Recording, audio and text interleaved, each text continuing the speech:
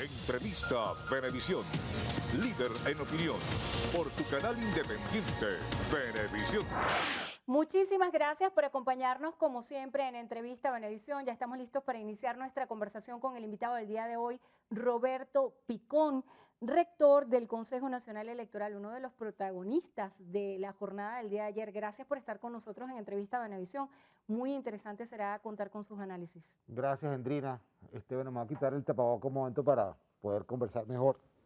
La jornada de ayer tiene muchísimas interpretaciones que hacer. El primer boletín se da con la transmisión del 90.21%, se apunta a una participación del 41.80%, una abstención del 58% y un total de votos de 8.151.793, que se estima cuando se llegue al total se pudiera ascender a 8.800.000 votos.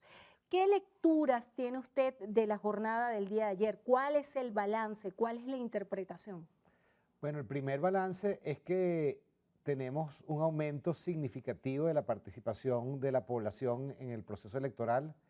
El año pasado participaron unos 6.3 millones de personas y este aumento a 8.8, que es lo que estamos proyectando, representa que 40% de aumento con respecto a la participación del año pasado. Eso es muy significativo, quiere decir pues que la participación de los actores políticos más amplia que la que hubo el año pasado, generó pues una mayor participación de la población y que eso pues va a constituir un primer paso para la reactivación de la política en Venezuela, de la integración de la población con la política y la construcción de la confianza en las instituciones. Picón, hay quienes cuestionan la cantidad de votos que está reportando el Consejo Nacional Electoral y aseguran que cuando fueron a los centros de votación no había casi gente en las colas, que no había nadie anotado en los cuadernos electorales. ¿Qué le dice usted a esa gente? Oye, lo primero es que el número de participación no puede ser inflado porque los números del CNE, esos sistemas están auditados y no hay posibilidad de meterle votos de ninguna manera al resultado. Y bueno, las personas que fueron a votar podrán constatar que había más gente en los centros de votación. Cuando yo fui a votar en mi centro en Chacao, había 20% más de electores de los que habían votado ya en todo el año 2020. Y bueno, en los centros, pues dependiendo de su tendencia, había un aumento al final del día de entre el 25 y el 60% de mayor participación. Y eso pues es justamente lo que estamos analizando ahora para determinar, bueno, quién fue el que se movilizó más, qué liderazgos movilizaron más a la población en función del trabajo. ¿Quién ganó el día de ayer? Muchas lecturas. El Partido Socialista Unido de Venezuela se abroga una victoria con 20 gobernaciones más la alcaldía de Libertador. Otros dicen que ganó la abstención. ¿Quién gana para Picón? Bueno, en ningún estado prácticamente hay una mayoría clara de ningún partido. Solamente en el Zulia, en Caracas y en Delta, creo recordar, hay una mayoría por encima del 55% de algún partido sobre los demás. De manera que en ningún estado hay una mayoría absoluta, o bueno, en muy pocos estados hay una mayoría absoluta y en el país mucho menos. Cuando se habla de incidencias negativas durante el evento electoral el día de ayer, veíamos los reportes de las autoridades del CEO y el ministro de la Defensa hablando en nombre de la Operación República y decía que había sido una jornada impecable. ¿Se puede decir esto por parte del CNE? Bueno, fíjate, hay actos aislados de violencia, primordialmente en el Zulia. En el municipio de San Francisco. En el municipio de Catatumbo hubo 4 centros que no pudieron abrir por hechos de violencia. Eso no afectó los resultados electorales del Zulia. En el municipio de San Francisco hubo hechos de violencia, hubo un fallecido que se está investigando si tiene que ver o no con el proceso con el evento electoral. Pero bueno, el hecho es que eso fue, digamos, sofocado con rapidez por el Plan República y el proceso electoral terminó en paz. Y no hubo, digamos, ninguna manifestación negativa en cuanto al resultado de protestas o cualquier cosa de ese tipo. Creo que lo fundamental, digamos, que tenemos que mejorar tiene que ver más bien con la participación ciudadana, que bueno, tuvimos un 42%, eso tiene que superarse con mayor entusiasmo y una mayor conexión de los actores políticos con la población. Y también la notificación y la promoción del CNE de todo el proceso ciudadano alrededor de los centros de votación. tuvimos un proceso de notificación, formación y acreditación de miembros de mesa que fue exitoso solo hasta cierto punto. Hubo algunos centros de votación Que no se donde, pudieron instalar, había bueno, denuncias. se constituyeron muy tarde justamente porque no acudieron los miembros de mesa. Después los ciudadanos que estaban en cola no querían incorporarse. Había mucha gente mayor de edad en algunos espacios y entonces no se sentían motivados y hubo que esperar a los testigos de las fuerzas políticas que se pusieran de acuerdo para coordinar las mesas, y eso causó que en algunos espacios tuviéramos que empezar la votación alrededor del mediodía. Entonces eso definitivamente es algo que hay que mejorar: la promoción, la notificación, la formación y la acreditación de los miembros de mesa. ¿Piensa usted que hubo confusión en los electores que estaban interesados en hacer votos cruzados? Porque de alguna manera el sistema definía la intención de voto y luego aparecían marcadas todas las opciones.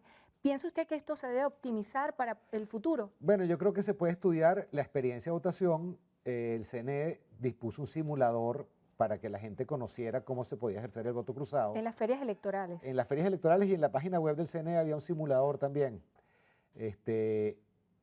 Habría que ver ahora, al hacer el análisis de los resultados, qué porcentaje de gente pudo haber cruzado el voto, analizando, por ejemplo, el voto por alcalde versus el voto de gobernador. Eso lo podremos saber en los próximos días en función de cómo se distribuyó eso. Con el 90% de transmisión, usted aseveraba que tenían que esperarse, sobre todo en estados como Apure y Barinas. ¿Piensa usted que pueda cambiarse esta tendencia? Bueno, Cuando se anunció la tendencia ayer, ¿era realmente irreversible? no, nunca dijimos ayer que la tendencia era irreversible, sino que eran resultados parciales con el 90% de los resultados. En el caso de Barinas y Apure, el resultado es inferior al 1%, 2% en algún caso, y en Barinas faltaba el 10% por transmitir ayer al dar el resultado, y en Apure creo que el número que faltaba por transmitir era 14%, de manera que con esas diferencias pues podía variar el resultado. Entonces vamos a esperar el día de hoy a que haga el próximo boletín. En cuanto a la recomposición de liderazgos, ¿cuál es la lectura que hay a partir del día de hoy en materia electoral, en cuanto a la solvencia que tiene cada uno de los líderes por los votos obtenidos en este evento? Bueno, los liderazgos que funcionaron son los que se conectaron con la población, que habían estado conectados durante largo tiempo con la población para motivar el voto.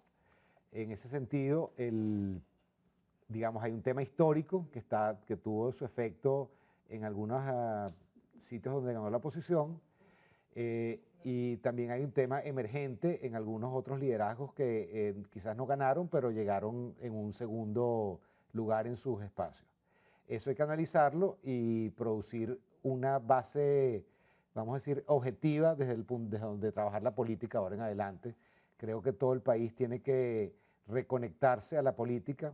Creo que las instituciones que salieron electas, alcaldías, gobernaciones, consejos municipales y asambleas legislativas, tienen que trabajar en equipo para que el ciudadano se sienta realmente representado en ellas y que se funcionen para mejorar la calidad de vida y resolver esta crisis social, política y económica que estamos sufriendo. Esta presentación de resultados donde se anunciaba no solamente el ganador, sino quién obtenía el segundo lugar, para muchos era irónico pensar que se estaban disputando las medallas de plata. ¿Piensa usted que este segundo lugar tiene un peso político en cada una de las regiones donde se fue anunciado? Creo que los distintos grupos dentro de la oposición y dentro del chavismo también tendrán que hacer su análisis de los resultados y determinar cómo mejor coordinarse para ser más efectivos políticamente. ¿Quién boicoteó las elecciones? ¿A quién le hizo el favor? Yo creo que el boicot de las elecciones no tuvo resultado porque es claro que los resultados son la voluntad de los que participaron. Los que no participaron se darán cuenta ahora que le dejaron el campo abierto a los que participaron para elegir el ganador. Otra cosa hubiera pasado posiblemente si en vez de un 42% de participación hubiéramos tenido un 60%, como en el 2017 tuvimos un número cercano a ese, ahí hubieran votado 10.2 millones, o 75% hubieran votado posiblemente unos 12.5 millones. El no contar con candidaturas unitarias penalizó de alguna manera a la oposición venezolana. ¿Cuál es su mensaje en este sentido? Bueno, sin meterme en la política interna de la oposición, digamos, hubo esfuerzos que se hubieran podido hacer y que no se llegaron a hacer, y eso pues pasó una factura. En cuanto al nivel de participación, ¿piensa usted que en futuros eventos electorales la gente pueda tener mayor confianza en la herramienta del voto? Bueno, empezamos con esta primera parte, ¿verdad? Donde creamos confianza para que 8.800.000 personas participaran en las elecciones. Eso tiene que reconstruirse hacia el futuro. Tenemos que trabajar en el registro electoral para que todas las personas que están votando en sitios distantes a sus espacios puedan reubicarse y participar en futuros procesos, incluyendo los que están en el exterior. Tenemos que posiblemente actualizar instituciones que no solamente son del sector público, sino también de la sociedad civil, gremios, sindicatos, universidades, los propios partidos políticos. Creo que esa es una tarea pendiente que tiene la sociedad y que ojalá podamos acometer en el futuro cercano. Acerca de la observación internacional, en las próximas horas va a haber vocería donde van a presentar los informes. ¿Han tenido contacto ustedes con algunos de estos observadores y cuál es la lectura que tiene al momento? Ellos han estado en contacto con el CNE durante todos estos días, también han estado en contacto con factores políticos, de sociedad civil, factores institucionales del Estado, y harán su reporte público el día de mañana. Y bueno, lo importante es que esto establezca unas recomendaciones que permitan fortalecer el sistema electoral venezolano. La legitimidad de las elecciones se la damos nosotros en función de lo que vemos que ocurrió en el proceso, digo nosotros los venezolanos, y la Unión Europea, el Centro Carter, las Naciones Unidas y los demás que están participando como veedores o acompañantes, observadores, lo que hacen es generar recomendaciones para que en el futuro tengamos procesos cada vez más exitosos. ¿Y con cuándo se tienen el resto de los resultados? ¿Cuándo se puede decir que finalizó esa proclamación de resultados por parte del CNE y las juntas electorales? Yo espero que el día de hoy tengamos un segundo boletín con prácticamente el 100% de las actas y ahí pues tendremos prácticamente los resultados definitivos. ¿Qué aprendió Picón en este debut como rector del CNE? ¿Es fácil estar afuera? Bueno, ¿Difícil estar en esa posición? El día de la elección es muy complejo porque uno está metido en el centro del huracán y le llegan todas las denuncias, todas las quejas, y tiene que administrarse a través de los distintos componentes del CNE, a través del Plan República, a través de los propios partidos políticos para canalizar y poder operar y que las cosas se resuelvan. Eso fue una experiencia muy enriquecedora.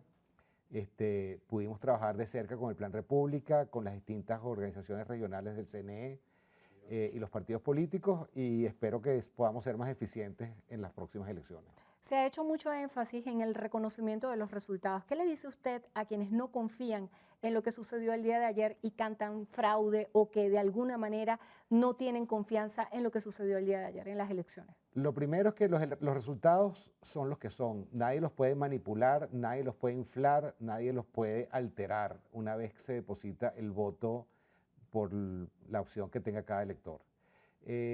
Lo que ocurre antes obviamente afecta el resultado. Ahí lo importante es que cada elector haya votado en libertad, haya votado en secreto, y eso pues en general ocurrió así. Sí hay que decir que aunque se había hecho el compromiso de no colocar puntos de movilización política, la observación que tenemos es que se intentaron colocar. A medida que fueron siendo denunciados, nosotros actuamos con el Plan República y con las distintas instancias del CNE para que eso se levantara y fue siendo ejecutado de esa manera. Gracias por estar con nosotros en Entrevista Venevisión. Roberto Picón, rector del Consejo Nacional Electoral. Gracias por estar con nosotros. Muchas gracias, Endrina, y muchas gracias a Venevisión por tenerme hoy. Muchísimas gracias a ustedes también por habernos acompañado. Hacemos una breve pausa. Al regreso, más de Noticiero Venevisión. Quédense allí que ya venimos.